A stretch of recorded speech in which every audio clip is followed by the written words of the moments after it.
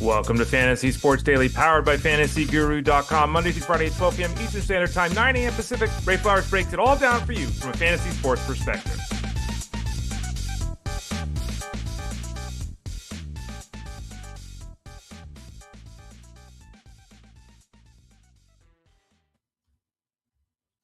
Welcome to Fantasy Sports Daily. I'm your host, Ray Flowers. Thanks for joining me today. Thanks for joining us every day, Monday through Friday here on the show.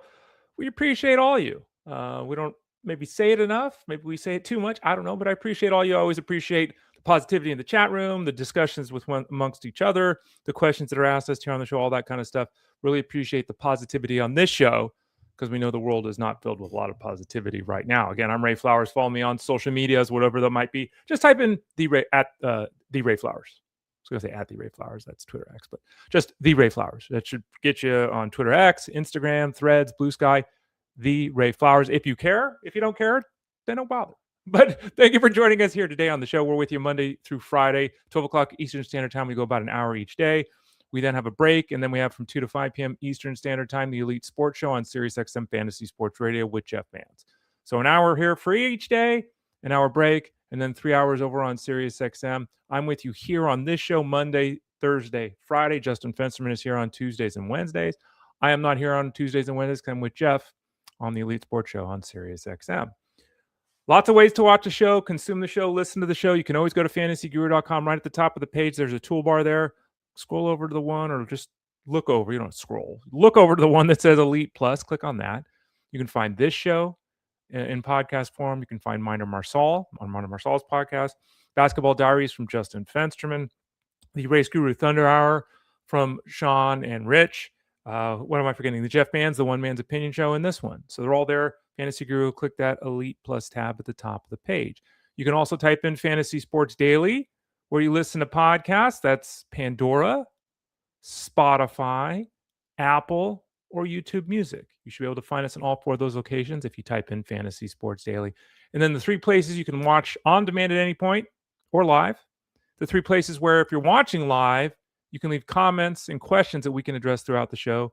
YouTube.com/@ElitePlusNetwork, Twitter X @FantasyGuru site, and Facebook.com/FantasyGuruHQ. Before we get to the plan today, well, I'll just throw it up on the screen anyway because there's no harm in doing that.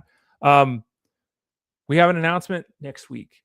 It's going to happen. So the announcement I said we were going to announce on the show, and remind me if I don't say anything, I'm 98% sure it's going to happen. So we'll look for that announcement next week here on the show. Big announcement. Hopefully we'll be able to announce it early in the week. So stay tuned for that. Really excited about that. Been working on some things behind the scenes. As you see there on the screen, the Major League Baseball Draft Guide is available. You know that. It is rookie week. For those of you that are unaware of that, we try to kind of group things together in a way that makes sense. It's rookie week. So thus far this week, we've reviewed the history of rookies. How do we do in predicting who the best rookies are going to be? Not very well. The review of the top 50 rookies we had over at fantasyguru.com in 2025. How did it go? Not very well. The scouting reports for the hitters for this season, the scouting reports for the rookie pitchers this season, that's like 7,500 words between those two documents, I think, with the scouting profiles there for both hitters and pitchers. And then tomorrow's the big one. Tomorrow is the release of the top 50 rookies for 2026. So check that out. Look for that on the site. Patio Joe, I know we had this asked in the Discord room, and it might have been even asked here on the show.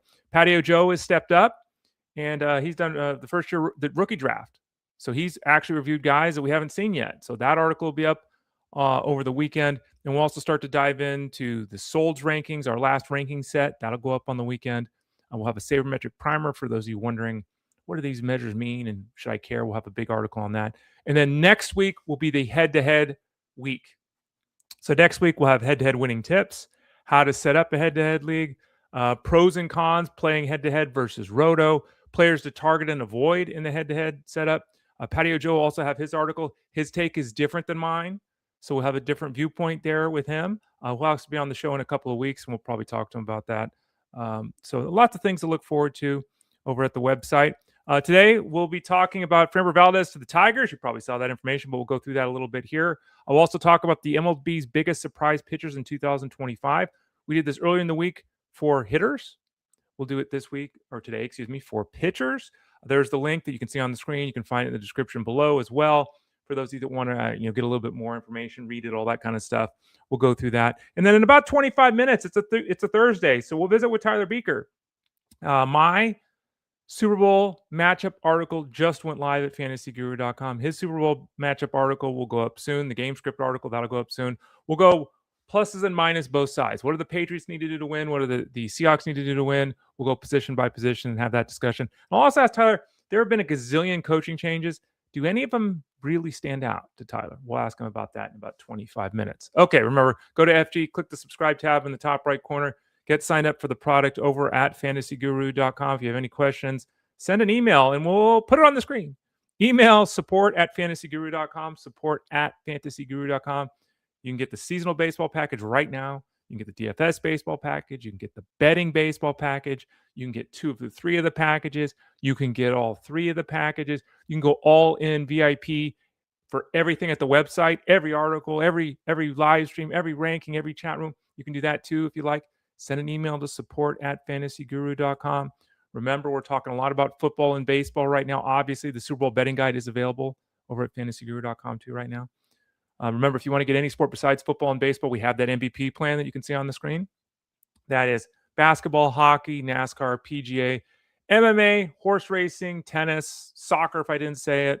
There's a lot of stuff there in the MVP plan. Click that subscribe tab in the top right corner of the page. All right, Framber Valdez was the last biggest free agent left. And he went to a place that, there were rumors about him going to the Pirates, which is laughable. And I saw people basically saying, if he signs with the Pirates, I'll eat my shoe. Yeah, I mean, if an agent's gonna make up a story to drum up excitement, why would you choose the Pirates? Anyway, I don't know. Still think Pirates' biggest contract they've ever given is $45 million, right, to a pitcher. It was Fritz Scolariano years ago. Anyway, 3 years, $115 million for Framber Valdez to go to the Tigers. Here's another contract yet again that includes an opt-out after 2027. I've said this many times. If I own a team and you say to me, I want opt-outs in my contract, I'm not giving you a contract. You don't want to be here for 3 years, Framber? You want to get out after 2 years? No. Then I'll just give you a 2-year contract. Like, I just no. So anyway, they gave him an opt-out. He's making $38 million a year. Is he going to opt out of that? Can't see how he will at 35 years of age, whatever the hell he'll be at that point. But he is going to join a rotation that's going to have Skubal. Skubal, we should hear about his arbitration. I don't know if that came out yet. Let me take a look. I've been running around this morning. I don't think it came out this morning. It did not. Okay. We'll find out today what Skubal is going to make. He's either going to get $19 million, which is, I think, the Tigers' number, or $32 million, which was his number. So the Tigers, I assume, since they signed Valdez, right? They're not going to want to be paying $70 million for 2 pitchers this year. So they must think they're going to win the arbitration hearing. I don't know. He gets a $20 million signing bonus, so they're actually paying him more this year than just the $38 million. So we'll see how that works out. But bottom line is, Framber Valdez goes to Detroit. It'll be Valdez and Skubal leading the staff. Jack Flaherty, Casey Mize, Reese Olson. Probably the way that the top 5 are going to play out. Valdez, who we've talked about here on the show a lot, is a very good pitcher. There was some pullback in his performance last year. It was minor, relatively minor, but a little bit of a pullback. Still getting tremendous amounts of ground balls, still very durable. He goes to Detroit. I'm looking up the numbers here. Where is Detroit? Detroit is 16th. Comerica Park the last 3 years, 16th.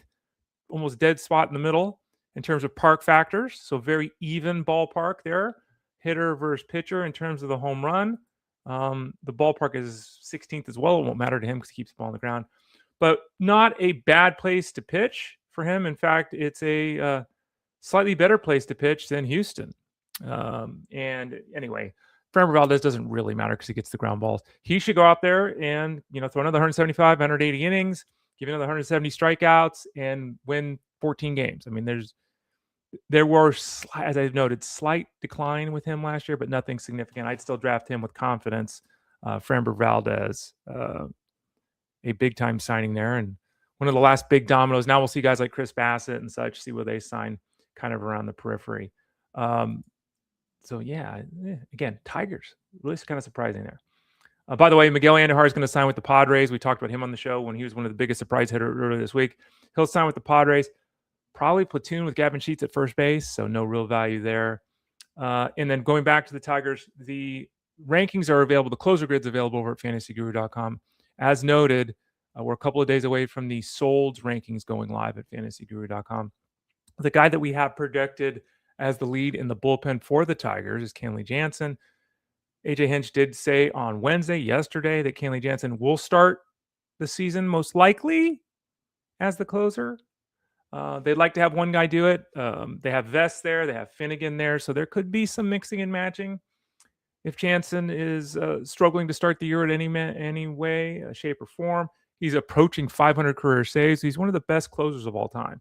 So it stands to reason that he will be the lead closer this season. But the Tigers, they've done this too, where they've had a lead closer, but they're not afraid to change it. Foley's out. He's not even on the team anymore.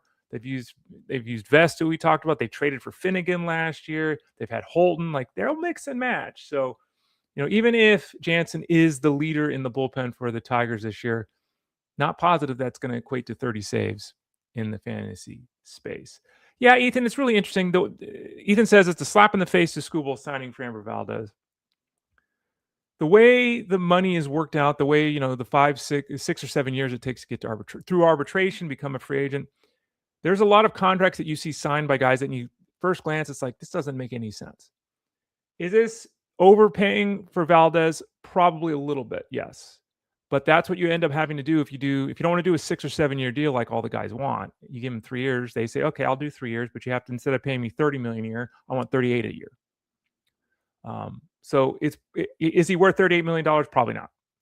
Is it a slap in the face to Skubal? Yes, but there's a process for this, and the process is arbitration. Is Skubal better? Of course he's better. We're not going to. And this is the thing. This is why Skubal asked for $32 million. And it's why the Tigers only offer 19. The signing probably signifies the end of Skubal with the Tigers. You got to figure, right? Now, again, they just gave $115 million to Valdez. Are they going to now pay $300 million to Skubal too? Is Skubal going to be pissed? Because, if he gets $19 million today, you can't be pissed at $19 million. Well, let's be honest about this. He's going to be upset about that. And he's going to be then saying to himself, his representatives are going to be saying to himself, his friends and family are going to be saying to himself, you're making half as much money as Framber Valdez. So, if he gets $32 million, So we'll see how it plays out there. It's the process. And it's why a lot of players hate the arbitration process. It's why they don't want to go through it. It's why they settle. But you're right, Ethan. It is definitely something that has to be addressed with that organization. Okay, let's talk about some of the surprise pitchers of 2025. Again, earlier this week, we talked about on Monday the surprise hitters. Let's talk about some of the surprise pitchers, guys that were way better last year than I anticipated, and kind of what's their outlook heading into 2026. The first guy is Andrew Abbott. Andrew Abbott was good in 2024. He was really good in 2025, but I just can't buy it. The strikeout and inning stuff, he's right underneath that level the last couple of years, and I can support him maintaining that level of strikeout. It's decent. Basically league average, so it's nothing very exciting. He did a much better job with the walk rate last year. I would love to see that continue. If that continues, he's got a much better chance to be closer to the 1.15 whip he had that year than the 1.30 whip he had the previous year. The real issue for Abbott is a couple of things here. One, he had an 80% left on base percentage. Haven't talked about that this year. Bottom line is the league average is 71.2% most years. If you're more than 5 points above or below that, you're almost always looking at a regression to that number, right? Some guys continually put up numbers that are 68. Some guys are continually at 74. It does happen. But for the majority of pitchers, they eventually work their way back toward the league average. 80 is a number that is impossible, okay? In every year, we have one or two guys in all of baseball that post 80. That's it. And it's usually guys like, Clayton Kershaw or something like that. So the 80% mark is coming down. When the 80% mark comes down, when that left on base percentage comes down, the ERA goes up. He had a 2.9 ERA last year. The year before was 3.7. I would absolutely project him to have a 3.7 ERA this year versus 2.9. And in fact, if his ERA was in the 4s, wouldn't be a shocker. Okay, again, that 80% left on base percentage will regress. He gives up a lot of fly balls, 49% for his career, 48% last season. He had an 8% home run to fly ball ratio that's roughly 3/4 the league average. That number also tends to regress to the league average which is where he was the first couple years when he was at about 11%. So that number is going to go up. So he's going to allow more runs, and he's certainly going to allow more home runs. He also pitches in a ballpark in Cincinnati where home runs can be an issue. So the bottom line is he is a stable option to eat some innings and give you some consistent work, but he's not going to repeat the ERA from last year, certainly not going to repeat the ERA, and he probably doesn't repeat the whip he had either. Cade Horton was a breakout performer last year. There was a lot of hype given his skill set, but there was also some concern. Truth be told, he was kind of looked at as a two-pitch pitcher, and there's always lingering questions about how effective can a starting pitcher be in baseball without a diversified pitch mix, right? And you see it last year. He threw his fastball 50+% of the time. He did start to implement changeup and curveball, which really helped. So he did diversify and spread out the pitch mix here, but he still went slider fastball like 75% of the time. That's a lot. You can have success doing that, absolutely. As a big league starter, it gets a little more difficult. He had a 7% home run to fly ball ratio. That number's going up. It's going way up. He had a 78% left on base percentage. That number's probably going down. 20% strikeout rate, not good. That's multiple points below the league average. His 13% strikeout minus walk ratio, below the league average. So you start looking at this, and it's like he's not a dominator. Home runs are going to start to inch upward, and left on base percentage is going to inch downward, and that 1-1 whip probably is 1.25, something like that. So he was great last year. Not taking anything away from him, but you can't draft him much like Abbott and expect a repeat in the ratio categories. That's just not going to happen. Zack Littell is somebody who, is pretty damn good. And it's kind of surprising he's still on the free agent market. Now, teams, again, when they start losing out on the Valdez of the world, guys like Bassett and Littell are going to start to generate a lot of interest. Littell has got an issue with the big fly. There ain't no way around that. I mean, that's just no way around it. He's got a career home run per 9 rate of 1.5. It's bad. Now, he offsets that, not by the strikeout. His career strikeout rate is also below league average. But he offsets that by not walking anybody. His walk rate the last 3 years is about 4%. That's half the big league average. So he is excellent. He's not Drew Rasmussen, okay, in terms of overall skill set, but he's really effective. And in fact, I think it would surprise a lot of people. Let me see if it would surprise all of you listening. Zack Littell's whip the last 3 years is what? 1.17. It's pretty damn good. And it's because he just doesn't walk anybody. So where he signs will be important. It would be wonderful if he were to sign at a ballpark that suppresses the home run, because that's his real big bugaboo. He's thrown 156, 186 innings the last 2 years, been very stable. Will likely do so yet again, but we need to know where he is before we can get super excited about drafting him, because that ballpark will have a significant impact on his outlook. Noah Cameron was somebody that I just wasn't behind last year, and he had a really, really good season. Kudos to him. His ERA was 2.99. His whip was 1.10 for the Royals. Noah Cameron, strikeout rates 20%. Not even league average. Walk rates about 8%. Not bad, slightly below the league average. His 12.8% strikeout minus walk rate is way below the league average. So again, we're looking at another guy who doesn't miss bats. He gets a lot of balls put in play. We're starting to be a little bit dependent on things such as a 240 batting average of balls in play. That mark is going to go up. An 84% left on base percentage. Do you see a theme today? An 84% left on base percentage. That number is going to go down. There is no doubt about that. So we start, and that's a good way just to say it as well. Remember, we tend to return to the mean in batting average and balls in play and left on base percentage. Some guys are ground ball pitchers, and they're going to have a little bit higher batting average and balls in play. Some guys are fly ball pitchers, are going to have a little bit lower batting average and balls in play. But the number's generally going to regress to around the league average most of the time. The left on base percentage, exactly the same thing. Even if he's really good in the coming season, Noah Cameron is at 74%. That's 10 percentage points below last year. And this is, 2.99 ERA. His expected ERA last year was 4.08. His SIERA last year was 4.33. His xFIP was 4.10. Bottom line is Noah Cameron outkicked the coverage last year. He was great. He's secured himself a spot in the rotation. He's got a solid future, all these kind of things.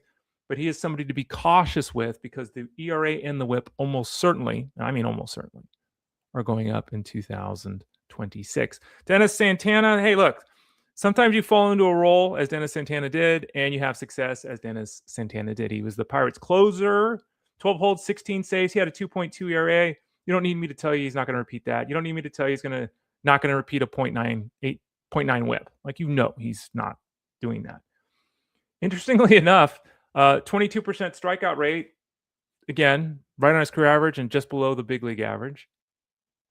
Nothing to see there. He has been quite fortunate in the home run category, since we're talking about that. He's had a 5.5% home run to fly ball ratio the last 2 years. No, can't hold on to that. Home runs are going to start to be an issue. We're talking about numbers. His SIERA was 4.7. His xFIP was 4.2. His expected ERA was 3.5, and his real WHIP was 2.2. If he pitches the same way he did last year, he absolutely could surpass the saves total, because he wasn't the closer to start the year. So he could get you 25 saves this year. But that 2.2 ERA is going to be 3.8. That 0.9 whip is going to be 1.25. I mean, it's going to be a touch and go. He's not a dominator. It's going to be a touch and go ninth inning if they indeed work with him in that respect. We'll see. He's the guy right now. But I'm, as you can tell, a little bit spotty in terms of my support for him. Aroldis Chapman was phenomenal. He turns 38 in a couple weeks. He was 37 last year, and he was phenomenal. And he's been gracefully aging. Let's just put it that way, right? But the previous 3 years to last season, he had 29 saves. He'd kind of settled in as a guy that was working the ninth, setup guy, ninth inning on a bad team, setup man on a good team, still dominant and all that kind of stuff. Last year, he turned back the clock 10 years. His ERA last year was 1.2. He had 85 strikeouts in 61 innings, which is a really good number, 37% strikeout rate. Note that is below his 40% career mark. So that's an excellent mark, but it is below his career mark. I think the biggest standout feature, and the biggest number was 0.7 for his whip, which is insane. But the biggest standout feature there is, listen to his walk rates the last 5 years. 16%, 18%, 15%, 15%, 7%. So after a 4-year period of having a 15-ish plus walk rate, last year he was at 6.6%. And this is a guy for his career who is at 12.2%. So he's walking more guys this year. The strikeout rate is starting to recede a little bit. The age is a factor there. He had an 88% left on base percentage. Yeah. 200 batting average on balls in play, which again, I know he's hard to hit, but that's 60 points below his career number. He's set up to be the closer of the Red Sox, and he probably will be very successful in doing that. I think another 30 saves is absolutely possible, but that ERA is going up. That ERA is tripling. It could be 3.2 this year or something like that. Obviously, you're just drafting him, though, for the saves. Next up, Emilio Pagan. Pagan is an issue that we've already discussed. It's the home run. He was able to skirt that. He had a phenomenal season at the age of 34. He had 32 saves. His first season of 10 saves since 2019. Far and away the best year of his career. This guy's ERA for his career is a run higher than the mark was last year. His career whip is 107, which is pretty good. A lot of fly balls. It's 0.9 last year. That was a career best. So I guess it was his best since 2019 again. But he had a 1.4 home run to fly ball ratio in 2024 and a 1.3 mark last year. Those are elevated numbers, and they're not close to ideal for a closer. They're just not. But he had a 57% fly ball rate last year. That is terrible in terms of the home run. He was lucky to have an 11% home run to fly ball ratio, just given the sheer volume of the fly balls. If that number goes up to 13, 14, 15%, yeah. So he's the guy again heading into the season, but I do worry about the home runs. They're not going away. But he was great last year. He's also going to be 35 in a couple months. So that's something to think about too. It happens, but not many guys really become their best at 34 on the hill, right? We kind of know that. Quinn Preister is the next guy up. Quinn Preister was probably added and dropped a couple of times until someone in your league realized, hey, this guy's been pretty damn good. 13-3 last year, 3.3 ERA. Really effective. Now, his strikeout rate's 20%, not very good. His strikeout to walk minus walk ratio under 13%, not very good. His 1.24 whip, okay, right? 79% left on base percentage. I did not plan this. I didn't think of it this way when the surprise pitchers of last season, how many of them were fortunate either in batting average of balls in play or left on base percentage. Like a lot of these guys are right. We're going through this. They're all one of the two. 79%, that number's going down 10% this year. And with it, the 3.3 ERA becomes 4.3. He obviously is appearing to be a stable guy that you can give the ball to every 5 games. We love seeing that.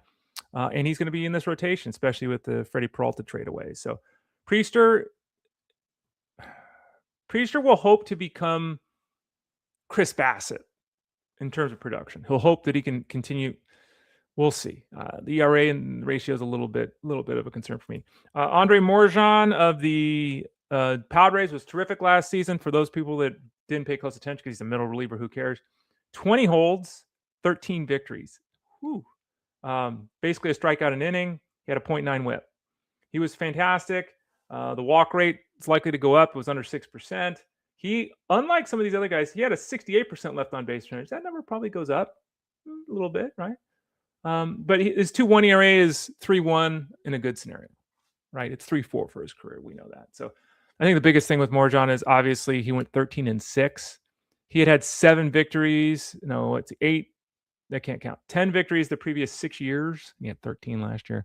You know what drove his value last year.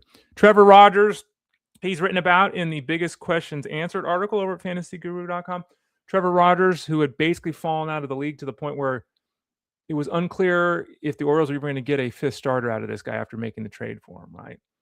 Well, he comes up, and other than the one final outing, what was his? I want to say he gave up like 7 runs the last game. What was it? 6 runs. He got 9 outs and gave up 6 runs in his last outing.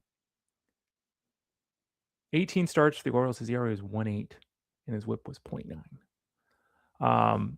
His walk rate had never been as low as it was last year. It's under 7%. It's going to trickle up a little bit. The 84% left on base percentage, again, that's going to trickle up a little bit. The 226 batting average of balls in play, that's going to trickle up a bit. He did change up his approach, and it really worked. But he pitched like he was Jim Palmer and Mickey Lolich and Bob Gibson. Like it was insane. You won leagues last year because of him if you picked him up, which is a crazy thing to say, but you did. Don't be counting on that this year. I think he's a league average. That's just a quick summation. I think he's a league average pitcher this year. Eric Lauer, kind of like Preister. Eric Lauer is a guy that can do a little bit of this, a little bit of that. Lauer he's basically set to be a pivot guy for the Blue Jays, a starter, a swingman, I guess is the word. I couldn't think of it. A swingman. They signed Cody Ponce this offseason, did the Blue Jays. Trey Yesavage, they're hoping he takes the next step this year in the rotation. Shane Bieber decided to stay, so they just don't have a spot for Lauer. So keep an eye on Lauer. He's one of these guys that spot start and that kind of thing. Right now, not much value, but last year a 3.2 ERA and a 1.1 WHIP. He really covered well for those people that had a need. Brad Keller, who is now part of the Phillies, completely failed starting pitcher. Looked like his career was basically over. Got moved to the bullpen by the Cubs last year, and what do you know? 68 appearances, strikeout an inning, 2.1 ERA, 0.96 WHIP, and a $22 million contract with the Phillies. So, hey, if you're a failed starting pitcher, simplify your pitch mix and move to the bullpen. That's what the Cubs did with Brad Keller. He's now moving to Philadelphia, where he's probably the number 1 setup man in Philadelphia right now. Could get some save chances this year. And finally, before we talk to Tyler Beaker, Abner Uribe. Abner Uribe led baseball last year in solds. He was phenomenal. 7 saves, 37 solds, a 1.7 ERA, a 1.04 WHIP, 30% strikeout rate, 75 appearances. The question now is he the closer or is it McGill? Which one of these guys is going to close? It was McGill until he got hurt, but Uribe was so good last season and came on so effectively down the stretch. Check the rankings over at fantasyguru.com for my thoughts. And again, we have the closer grid available now, and we'll have the sold rankings out with both those guys obviously in them here in a couple of days over at fantasyguru.com. So if you have any questions about the product, remember, send the email to support@fantasyguru.com. Click the subscribe tab in the top right corner to get yourself set up for the product over at fantasyguru.com. We're covering baseball, football, basketball, hockey, NASCAR, PGA, MMA, horse racing, tennis, a lot of things over at fantasyguru.com. We cover seasonal, we cover DFS, we cover betting. We have Discord rooms for all sports, for all packages. Send an email to support@fantasyguru.com if you got any questions, but get signed up for the products over at fantasyguru.com right now. It's Thursday. Every Thursday, we talk to my man, Tyler Buecher. Tyler joins us and shares his wealth of football knowledge with us. We're going to talk the Super Bowl with him today here on the show. He is Tyler Buecher of fantasyguru.com. How you doing, Tyler? Doing great, Ray. Excited to talk some football with you. Very, very excited for this upcoming Super Bowl matchup. Feels like this long wait is just kind of building in anticipation. It's kind of been like a really quiet build-up, but Right. I think I'm ready for Sunday. I'm ready. Yeah, I tried to avoid this, and Tyler said, Ray, we should talk about the Super Bowl. And he's like, okay, yeah, you're right, Tyler. So Tyler got his way. It's probably what you wanted all here anyway. For more on the Super Bowl, you can always listen to the SiriusXM Fantasy Sports Radio from 2 to 5 Eastern on the Elite Sports Show with Jeff Mans. Jeff and I talked about the last 2 days. I'm sure be talking about it again today and tomorrow with Ted. Let's talk a little bit on the Patriots side of things. Actually, before we get to that, my article went up today, the intro to the week kind of thing. Your article goes up later today or tomorrow? Tomorrow on Friday. Okay, tomorrow. And Tyler's article is way more in depth than mine, so make sure to read mine to whet your appetite and then read his for the real answers. Let's start out with the Patriots here.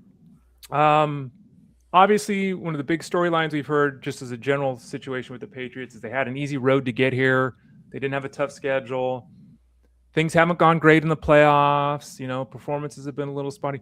Before we dive into any of the particulars, do you put any salt in the fact that the Patriots are going to have a hard time winning this game because they had a weak schedule this year? Because that wasn't something anyone was talking about 8 weeks ago, but it seems to be all the rage nowadays. No, when you look at the schedule they face in the postseason specifically, they face the Chargers, the Texans, the Broncos, and now the Seahawks. All 4 of these teams are in the top 5 in lowest dropback success rate allowed. 4 of 5 squads right there. The only one not in that squad is Minnesota. So that's the top 5. That's a challenging schedule. I'm sorry, it is. I mean, when it's win or go home situations, these Patriots have survived. They've done really well this year. The early season schedule, the regular season schedule, another story. But what I've seen this postseason has really just been really impressive in terms of what they've been able to do in terms of get there to this final game, despite having some injuries, despite having some shortcomings from the offense and some injuries along the defense that have kind of shaken things up as well. I think this New England Patriots team has earned their spot. And hold on, let me just also mention this. Yeah. At the very beginning of the postseason, I mentioned that this was a very great year for NFL playoffs where it felt like it was anyone's to earn in terms of getting to the Super Bowl. Right. And we kind of saw just 2 teams get there by each in their own path, each in their own way. But it just kind of leaned toward this year's playoffs being up for anybody to take. And I think the Patriots deserve some kudos for getting there and just being able to get there. It wasn't an easy matchup. They went from being a top 5 draft pick in last year's draft class to picking up a boatload of free agents. Everything they've done in the offseason has culminated in the snowball just rolling down the hill, gathering mass. And they've made it to the Super Bowl. So I got to give them a lot of props. Tyler Buecher, fantasyguru.com. Let's start out with the Patriots discussion. Talking about the quarterback, you're going to tell me all kinds of great EPA numbers and everything with Drake May. He was terrific this year. Not been good in the playoffs. He's been sacked 5 times in every game. Not on him, but he's been sacked 5 times every game. That's not likely to be something that goes away this week. His shoulder's now a story. He was ill. That's a story. Where are we at right now with Drake May? It seems to be some people kind of souring on him a little bit right now. Yeah, and rightfully so. I mean, the offensive line has really let him down. He's also kind of ran into some sacks. The thing you need to know about Drake May is he is a big play hunter. He loves to go for the big play down the field, trying to change the game in basically one play. And for better or worse, that's kind of helped him get to where he is in terms of being an MVP finalist. We get those results tonight. So shout out to anybody holding some defensive rookie of the year tickets. We made some long shots and we've got a very live chance to hit some huge winners over at the Fantasy Guru Discord. So excited about that one. I digress. Drake May himself has been very fantastic this year. Basically in every type of coverage scheme or blitz pressure, no matter what he's faced, he's done very, very well this year. But we've also seen in the postseason all these injuries along the line, the ineffective play from the left tackle, left guard specifically has been a moment of weakness where there is some concern where a defense like Seattle, a team that doesn't blitz, that can get home with 4 consistently, they're like kind of the kryptonite type of team where they're not going to give up a lot of plays in the back end. They sit back in zone coverage consistently. They play a lot of too high coverage to try to limit explosive pass plays. The way to beat Seattle is through a lot of dink and dunks and playing the short to intermediate game, which really isn't what May does much. So May's going to have to try to buck his tendencies and what he has typically done all season to try to beat this team, which is a challenge in and of itself. Changing your tendency is not an easy thing to do, but you kind of have to adapt for every player, every team you face. Against 2 high coverages, Drake May was top 10 in completion rate, yards per attempt, deep throw rate, fantasy points for drop back, a 13-3 touchdown to interception rate. He led all quarterbacks in scrambles. I think that could be something we see him lean on quite a bit. His scramble rate has jumped up quite precipitously over the postseason. Actually, since their Week 14 bye, he's gone up to 10.8 yards per scramble since that bye week in Week 14. The design runs have nearly doubled over that span. So these are all little things that they can do to try to keep the chains moving, keep the clock moving, and limit Seattle's possessions. I think that's the Patriots' best path to finishing this game with a victory. Turning this game into a slog machine where it's like a 13-17 kind of game, and whichever team has the fewest mistakes could be the winner. When it comes to those types of games, that's where I feel like the best path for New England to win. Those types of games where they're able to just chew clock and limit possessions and really just try to force Sam Darnold, who enters this matchup with the 3rd most interceptions among all quarterbacks in the league, force him in an interception. Hope May is the guy that's able to reel things in and just play conservatively, which again remains to be seen if we can do it. Which makes this matchup really fascinating to me. I think there's many different game scripts that we can play out in our heads. Tyler Beaker, fantasyguru.com. Talk to us about one of the options for Drake May here at the tight end spot, Hunter Henry. Like matchup wise, there's maybe this is the way to go here. He's been kind of hit or miss, and like so many tight ends are. We know that at times he's scoring touchdowns, at times he's not really involved in the offense. Do you see him being a significant part of the offense against Seattle this weekend? Yeah, it's the very first thing I kind of noted in terms of like I got a dry erase board next to me where I jot down plays and props and things that I'm looking at throughout the week. And Hunter Henry props was one of the first things I looked at because this was a Seahawks defense throughout the regular season that gave up the 3rd most receptions on throws 10 air yards or less. So a lot of the throws they allowed were really kind of short and shallow in nature. That really benefits the tight end and the running back position. No surprise, they gave the 5th most catches to tight ends, the number 1 most to running backs. We saw in this postseason, I've been consistently putting out props to target Seattle via the tight end position. Those have all kind of hit in terms of the NFC contenders that they faced in those matchups week by week. Now it's Hunter Henry's turn. I do question if he's asked to stay in more and block, given the shortcomings they've had along that left side of the line specifically. We've seen in the postseason, Henry's block rate has climbed from 44% to 46%. That's minuscule. Austin Hooper, though, 59 to 67. So these aren't gargantuan, but I think they're notable in terms of them kind of spending more time in line to block. This is a good matchup in terms of the Seattle Seahawks giving up a lot of fantasy production and receiving production to tight ends. I just think it's questionable if we're going to see a lot of routes from him because I think we could see them try to lean on the run game to try to limit possessions like I just talked about a bit ago. Against zone coverage, Hunter Henry, 15.7% target share, 18% targets per out run, 1.96 yards per out run, all decent numbers. I think his best path toward hitting his prop specifically is him getting loose on like a play action kind of play where I'm kind of viewing Henry as more of like a high floor play for those playing in DFS or one and dones or any kind of fantasy for ceiling purposes, with Austin Hooper kind of being more of like a touchdown dart throw singular guy where maybe he gets 1 to 2 catches, maybe. Tyler Beaker, fantasyguru.com. I think it might surprise some people to look at Stephon Diggs, back up his ball card. See, he caught 85 passes this year. Like, I don't think the average person felt he did that well. Obviously, he's the number 1 option here for this team. What are you predicting, or what are you thinking is going to be the outcome here? Is it going to be one of those 4-catch, 39-yard games? Is it going to be a significantly better than that? What are your expectations with Stephon Diggs? He's really tough. I mean, he's kind of got that like Tyreek Hill vibe where he's in and off the field playing about 60 to 70% of the snaps. Massive signing for them this offseason. He's really come through in terms of what they expected coming off that ACL. He's got a 65% slot rate. I will note Seattle is number 1 in DVOA against opposing wide receiver ones. I think that's where I think we'll see Diggs move around the formation to kind of buck the trend of facing any singular cornerback. Against slot receivers, Seahawks rank 7th in lowest catch rate, 12th in yards per out run, a middling 13th in fantasy points per game. But when we look at Diggs specifically, he averaged 2.03 yards per out run in the slot, but 3.13 yards on the perimeter. So he does a lot better on the outside, right? But he only runs about a third of his routes on the outside. I think they'd be very wise to try to move him around the formation, whether that be pre-snap motion or just pure alignment rates, and get him away from the inside where he faces Devin Witherspoon, Nick Manwari, and try to get him to face off against Josh Jobe a few times. I think he could win on those matchups. And then Diggs also kind of benefits from the screen game, where we'll see some few cheap receptions to him, hoping that they can get some yak going. We saw that in the conference championship round, and I wouldn't be surprised if we saw 2 or so receptions for him.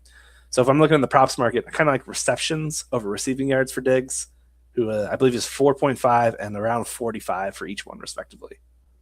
This is the kind of information you get in Tyler Beaker's game script article that comes out every Friday, folks, over at fantasyguru.com. It's good stuff. Tyler Beaker of FG. Buecher, Williams, Hollins, Douglas, Chisholm, all these guys at moments have had a game or two here, some big efforts here or there.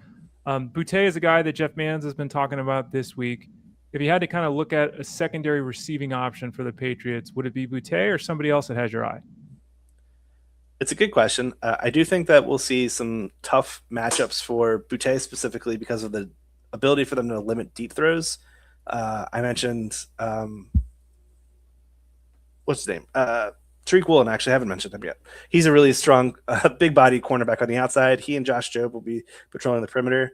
Their safety, Julian Love, was the highest graded safety among all PFF's graded guys in coverage. I believe he had like a 30.0 passer rating when targeted. So the deep throws to me kind of negate my excitement and enthusiasm for Buecher. 17.5 average depth of target relative to a guy like Mac Hollins, who's more of like a 13.4 ADOT. I think that's a little bit more fantasy friendly for a guy like Drake May. That said, these big plays can really flip the field. They can flip the game script. They can flip anything, basically. And I think Buecher is that big play hunting guy that Drake May will be looking for several times. It's just a matter of can they connect. Like last week or 2 weeks ago in the conference championship, I think it went 1 for 6, I believe, on catches to targets. So they had some struggles there. Hollins back to 100% after returning from injury. He played 61% of the offensive snaps in that conference championship game against Denver. I do envision him being closer to the 70 to 80, with Buecher also around that 70 to 80% mark. The guys you mentioned, Kyle Wilson, Efton Chisholm, even Demario Douglas, these guys are much more of the 30% kind of snap shares where you just got to hope they get a target while on the field. They're the more thin plays. You kind of put like one or so in your DFS showdown lineup just for salary savings. Right. You're just hopeful that you get the right guy. Demario Douglas would be my selection for that if I were to pick one, just for the record. Because I think we're going to see the rookie, what's his name, Wilson, more of like the guy replacing Diggs whenever Diggs comes out for a breather. And whenever Diggs is out, I think we're going to be looking at more Mac Hollins and Kayshon Buecher targets. Yeah, that's kind of where I am with this. It's tough because this is one of those offenses that doesn't really have like a 25% target share guy. Right. There are like a bunch of guys on the 15 to 20% mark. So it gets spread out quite a bit. The matchup here is difficult across the board. Seattle secondary among the best. They are just loaded in terms of cornerbacks, safeties, a lot of talent there, a lot of depth there as well, where this is going to be a defensive battle in my eyes. Trevor Henderson started really slowly. Everyone was pissed. Took over the backfield. Everyone was happy. End of the season here into the playoffs. He had 4 snaps last game, excuse me. Is it we're going to get, Ramondre Stevenson running into the line of scrimmage 18 times for 51 yards, and that's going to be it? Are we going to see Henderson utilized? He's going to catch passes? Are they going to, how are they going to do this? Because it doesn't really seem like Stevenson is set up to have success against the Seattle defense. It seems like Henderson might be a better option for the Patriots. I would argue I don't think either back set up for success against this run defense.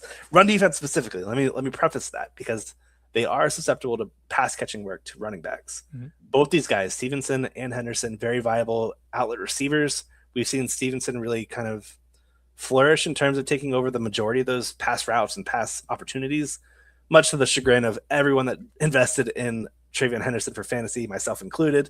It is what it is. We the 60-4 snap share mark. Not sure if that's more weather induced from the Denver game versus confidence and them leaning with their guy in Stevenson. Mm-hmm. But they've got a lot of faith in Stevenson. I remember when we were doing rookie profiles, Henderson's one of his big positives was he was great in pass protection. New England says otherwise. They haven't really tested him out that often frequently in those opportunities, preferring to go with the bigger bodied guy in Stevenson. So I still think this is Stevenson's backfield to own in terms of snaps, targets, routes, rush attempts. But the rushing volume, the rushing production, I think it's really going to be minimal against a defense that, let me just, some quick stats. A league low 3.54 yards per carry, the second fewest rushing yards per game, the fewest rushing touchdowns, the fourth fewest fantasy points, the lowest explosive run rate, which is Henderson notable, the third fewest yards before contact, the fourth fewest yards after contact. I still think they're going to try to run the ball with Stevenson between the tackles, grind the clock, blah, blah, blah, blah, blah. Don't think it's really going to be anyone's ticket to winning a DFS tournament, though, with Stevenson as the captain. We're going to need like a 2-touchdown game from him or something, or 5 catches for 59 yards, something like that. The run game I think is really going to have a challenge. And because of that, I think we're going to see a lot of 3rd and longs. So we're going to see some screens. We're going to see some deep shots. I think May's best path to success is utilizing these guys as early down check down options instead of waiting for 3rd and long. Throw a swing pass to Stevenson on first, throw a screen on Henderson on a second down. Stevenson, 3+ catches in 5 of his last outings, 32 receiving yards per game over the span. I think he's going to be a very pivotal piece of this offense.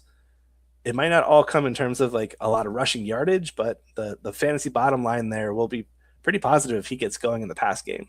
We just need to see the Henderson split. And to me, I think it's going to be more reflective of what we've seen all year, where it's been like 60-40 favoring Stevenson over Henderson, with Henderson being probably a guy you probably want to target more, I don't know, in the props market. Maybe you go the rush plus receiving combo, or receiving only. I know there's some really low receiving props for him.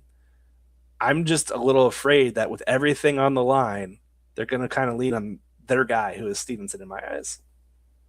Tyler Beaker, fantasyguru.com. Let's go over to the Seattle side of things and talk about the backfield. Obviously, Charbonnet's down with the knee injury. Last time out for Seattle, we saw about a 2/3, 1/3 split. Walker saw an increase in snaps, but they kept him at 2/3. Holani was on the field as well. I think a lot of people are expecting, if Seattle wins this game, it's going to have to be another one of these strong efforts from Walker, as we've seen from him down the stretch. Talk us through the backfield with Walker and Holani this week. Yeah, it's going to be – so since losing Charbonnet, it was never going to be like Kenneth Walker coming in and taking 100% of the snaps. It's not something that happens in the NFL. Walker did split time with Holani in the conference championship round. Walker with a 63% snap share, 73% rush share. Those numbers don't really jump off the page, but when we look at the split relative to what he did with Charbonnet, significant improvements. And I think this is a legitimate do-it-all back that's really just kind of been held back due to coaching preference. But we've seen him produce some high-end results here in this postseason.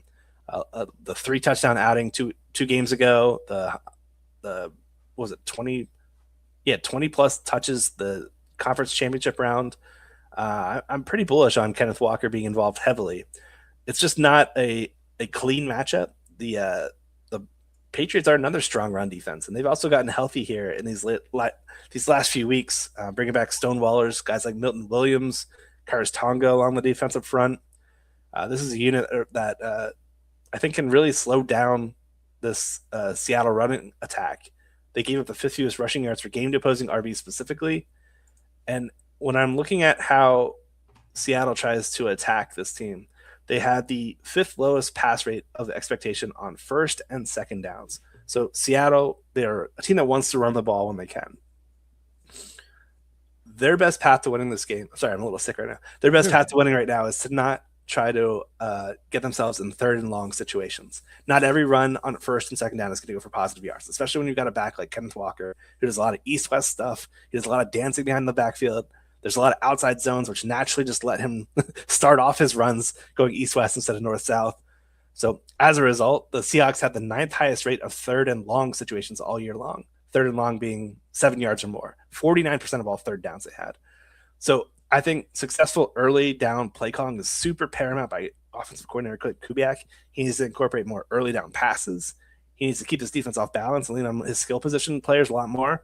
We saw Seattle do this when we look at the percentage of yards that came after catch pre and post bye week. So they had a week 8 bye week. Weeks 1 through 7, they ranked 32nd in yak among all pass catching yards that they had. That's very low. So it's basically a lot of catch and fall down kind of stuff. Post bye, they elevated to 13th. That's a massive swing over the second half of the season. So we need to see a lot of that stuff here early in this matchup so that they're not forced into these like run for 1 yard, run for -1 yard. And then 3rd and 10, we got to put Darnold up against this defense. It's going to come sending more pressure, sending more blitzers. That's Seattle's path. They need to mix things up on early downs, keep Kenneth Walker heavily involved, get Helani a few check downs here and there. But both these guys are good and viable pass catching assets. Tyler Beaker, fantasyguru.com. You mentioned Sam Darnold a couple times. You talked about the interceptions, led the NFL in turnovers this year, dealing with the oblique. Apparently he's okay. He's been dealing with it, but playing. So I don't really think that's even an issue, even though that people keep talking about it right now. Yeah. Sam Darnold. What do we got? Yeah, he's a fun one. So this Patriots defense, they beat you up front, not on the back end. They finished the regular season number 10 in lowest EPA per drop, number 15 in lowest pass success rate permitted, number 25 in pass DVOA defense. It's not particularly daunting in the secondary. They're also not really a blitz-heavy defense. They're 27% rate. That's middle of the pack, 14th. But when they do blitz, they send more than one rusher. They usually send – so when they send one extra rusher, 5-man rushes, bottom 5 in pressure rate. But they are top 10 when they send 6 or more. So this is a team that is just going to overload a side, overload the middle, do something like that. They'll also incorporate their defensive linemen doing stunts and twists to try to create some confusion for the offensive line and just really just kind of information overload the OL where they're like, they don't know what to do. And hopefully the same thing happens with Darnold. That's their assumption as well. Again, Darnold leading the lead in interceptions. He's also number 3 in PFF's big-time throw when blitzed. So I think there's a good chance that there's very boom-bust situations here, which New England, like we've thrown 50-50 balls, Carlton Davis and Christian Gonzalez, they can come away with a few of those. They can at least disrupt them. Or for Davis' sake, Carlton Davis could at least hold them with a penalty. He led the league in penalties among all cornerbacks. Like that, right? Yeah, that's his thing. So if I'm Seattle, I think one of their big keys to success is mitigating pressure and identifying pre-snap where pressure's coming from. Are they sending additional rushers? They can do this via pre-snap motion. They can get Darnold out on some bootlegs, just kind of moving the pocket on its entirety. These linebackers, these safeties, in my eyes, that's where you kind of win in terms of beating them. So we'll see a lot of intermediate targets to a guy like Jackson Smith and Jigba. We'll see the occasional spike play to Rashid Shaheed in terms of just vertical shots.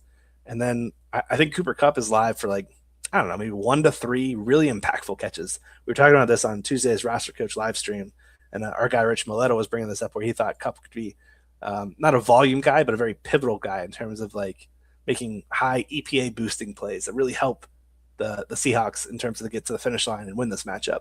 And I agree with him. I think that's a really good angle in terms of how to view Kupp specifically. But with Darnold, I think it's really just up to him getting rid of the ball quickly, acknowledging and recognizing when blitzes are going to be coming, and try to mitigate any kind of turnovers when the blitz comes. Tyler Beaker, fantasyguru.com. It's really nice. And by the way, that live stream is every Tuesday at 7 o'clock Eastern Standard Time.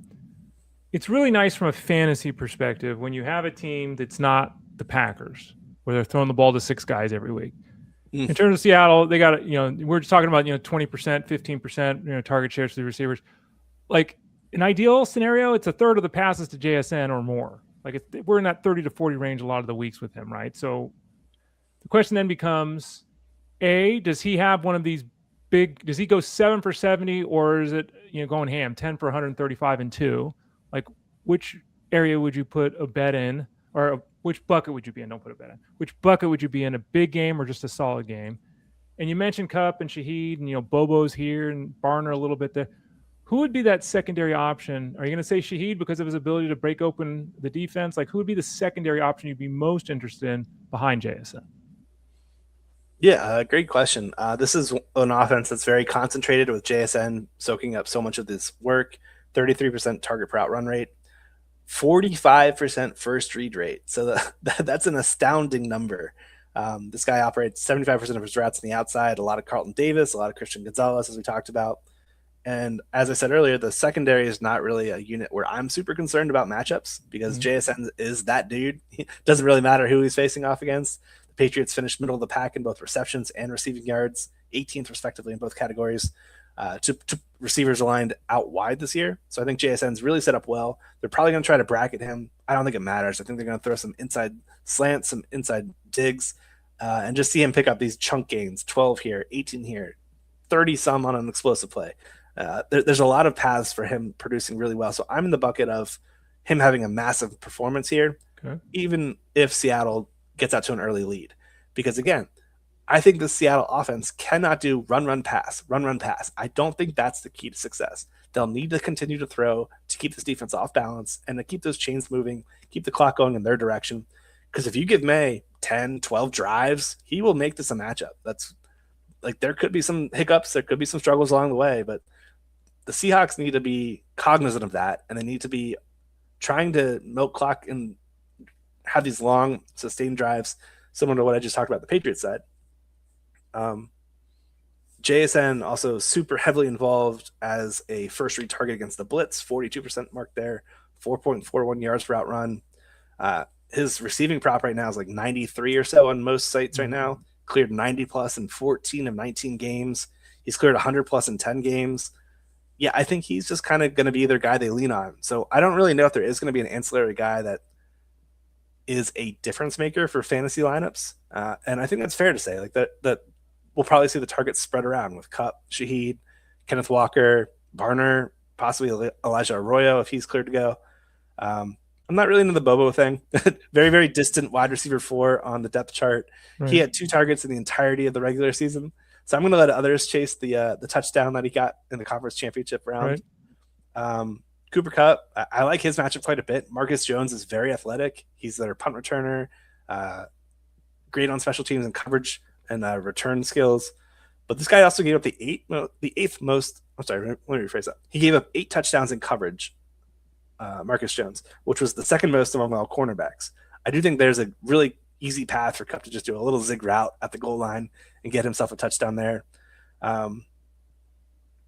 Shaheed is so volatile to me. It stinks because I'm a big Torrey Horton fan that Horton went down after week 9. Shaheed comes in week 10, and they just kind of did a 1-for-1 replacement there. But yeah, I mean, like we saw some splash plays from Shaheed. He had like a 30-yard run a few weeks back. He picked up that 51-yard bomb in the conference championship game. And Seattle finished the year number 1 in EPA per play on deep passes. So like Darnold, with that oblique injury aside thing, no longer a concern. It's in the rearview mirror. I think we could see some 1 or 2 shots to Shaheed. Just does he come down with it is the big question. Seattle's also a team that plays very few 3 receiver sets. So that's also kind of why I'm kind of saying that I think we could see a spread out type of target stuff behind JSN and not really one guy mixing in. They were 29th in rate of 11 personnel, 3 wide receiver sets. So we'll see Kupp out there on 2 receiver sets. He'll kick into the slot when they do go to 3 receivers. Barner, I think he's very volatile. Like this is a really run heavy offense. He's a very pedestrian 4.0 targets per game. And now we could have Arroyo back in the fold, who's been out since week 14 due to injury.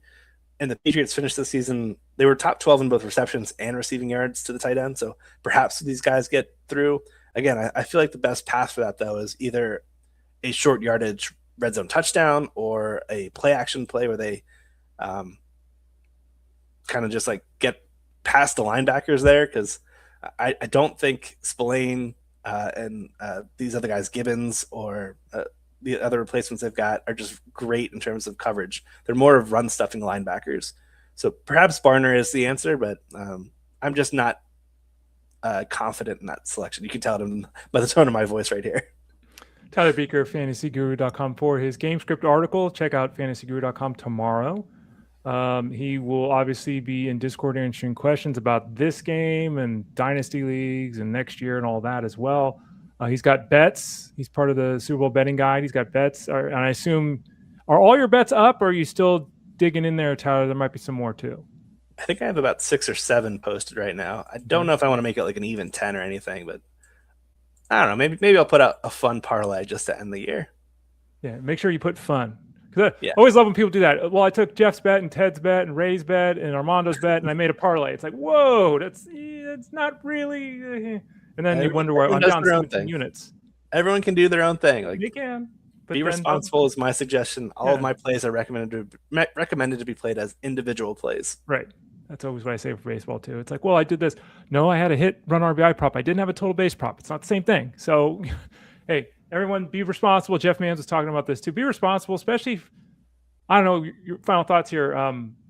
I know why people do it, like the coin toss and the Gatorade thing and the national anthem. Like, to me, you're throwing money in a toilet. If you don't mind throwing money in the toilet, cool. But there's no way in hell I would recommend anyone bet on that kind of stuff. What about you? I'm the same way. I will say that I will usually do one fun play. Like, it's the last game. If you want to bet on the coin toss, win some money right off the rip, sure, go for it. I will not be doing that. The fun play that I'm doing this year is, will there be a doink? Will a kicked field goal hit a upright or post? So that's my fun one I'll be rooting for. So, do you happen to remember or know what the odds are on that? I haven't even seen it. 6-1 on DraftKings. Oh, okay. Well, so yeah, $15. You win. What is that? 105. Yeah, I'll be happy with $100. Sure. Yeah. But you're not going to die if you lose the $15. So just correct. Yeah. Be responsible, people. We don't want anyone losing their house money, the rent check this month because they're betting on the Super Bowl. Tyler Buecher, fantasyguru.com. You can find him on Twitter X at Tyler Buecher. You can see him, listen to him every Thursday here on the show at 12:30 Eastern Standard Time. I would ask you what you're doing this weekend, but I think I know, Tyler. Where are you watching the game at? Yeah, going to a buddy's house right down the street, so it'll be nearby. He usually does a whole lot of food and stuff. He just said, we got the food covered. You guys just bring your drinks and have some fun. So nice. That's awesome. Yeah, I'm excited.